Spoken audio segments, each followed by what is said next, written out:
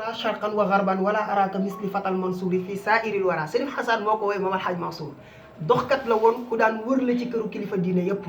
nee na xam naa nit yàlla yi nekk ci këru kilifa diine yëpp ñi dëkkee est ak ouest nord ak sud xam naa leen ci zahir mais ci baatin xam na leen parce que xalifa yonent yàlla Muhammad la woon sallallahu alayhi wa sallam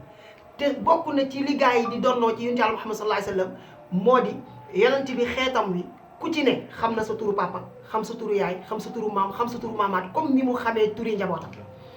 loolu dafa bokk ci xalifaam yi li ñuy donn ci moom Serif Xasan daf ko doon woon ci yonent yàlla Muhammad sallallahu alayhi wa sallam mu ne xam naa nit yàlla yëpp ci zahir xam leen ci baatin ñu nekk est ak ouest nee na wala araka misli fatal Mansour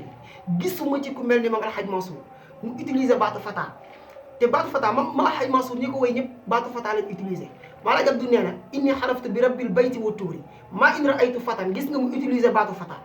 mooy homme parfait insanul kaamil Maam Mansour daan waxee innal fata man sama naxwal ula wa dana ci gàttal rek bu ma la doon firil baatu fata mu ne isa tabaqal aqwaamu yawman ilal ula gis nga mu utiliser waat fi baatu qawm mu ne gaa ñi nga xam ne ulaykal qawm laa yasqa jalisuhum loo texee di une seconde boo ko defee ci seen place gën a texee lu yàlla bind loo yées une seconde boo ko defee ci seen place gën a tedd ci lu yàlla bind Serif Xasan nee na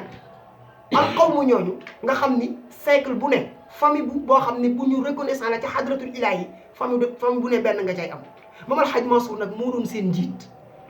góor gi nee na suñu mosaan a départ jëm ci hadratul ilahi Maam Alxaaj Mansour mooy seen njiit waaye nee na li gën a yéeme mooy pëndub Alxaaj Mansour kenn du ko